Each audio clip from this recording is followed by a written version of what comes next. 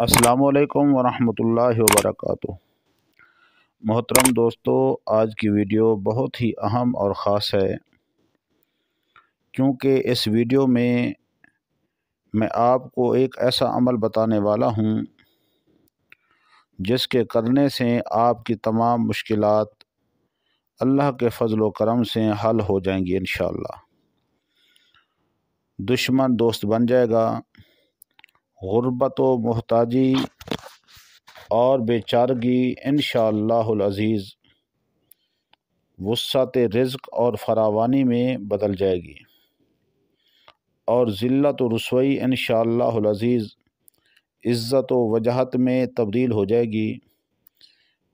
یقین جانیں، یہ میری زندگی کا راز اور میرے اطمینان کی خاص وجہ ہے،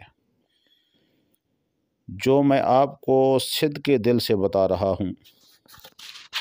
حالات جیسے بھی ہوں گے، انشاءاللہ العزیز اللہ کے فضل و کرم سے کامیابی و کامرانی آپ کا مقدر ہوگی۔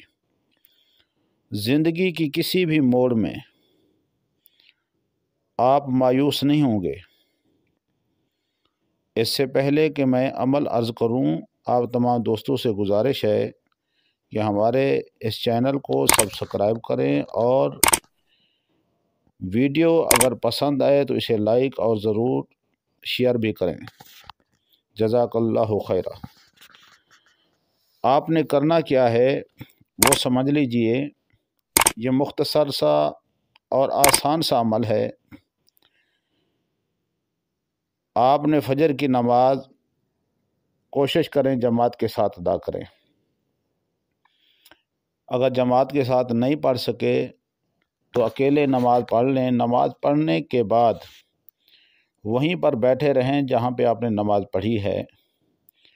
وہیں بیٹھے بیٹھے آپ نے 100 مرتبہ سورہ اخلاص، یعنی قل هو اللہ احد اللہ الصمد لم یلد ولم یولد ولم یکن لہ کفوا احد، یہ سورت بسم اللہ شریف سمیت پڑھنی ہے 100 مرتبہ۔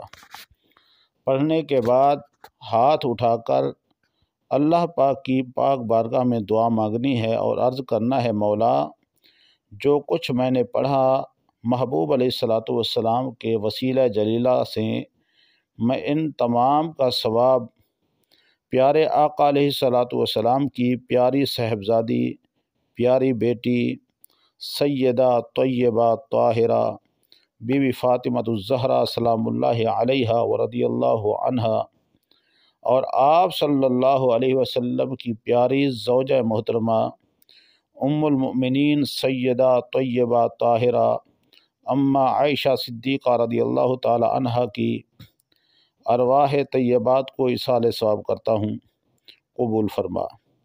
اس کے بعد آپ ان کے وسیلہ سے اپنی حاجات رب کی بارگاہ میں پیش کرنی ہے۔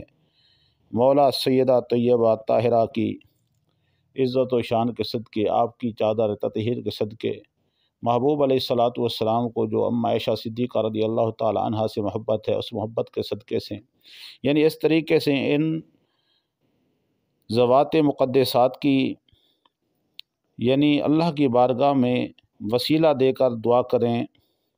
انشاءاللہ العزیز آپ کے تمام مسائل ایسے حل ہوں گے کہ آپ خود حیران ہوں گے۔ عمل کریں، مشکلوں سے چھٹکارا حاصل کریں، اور ہمیں اپنی دعاؤں میں ضرور یاد رکھیں۔ السلام علیکم ورحمۃ اللہ وبرکاتہ۔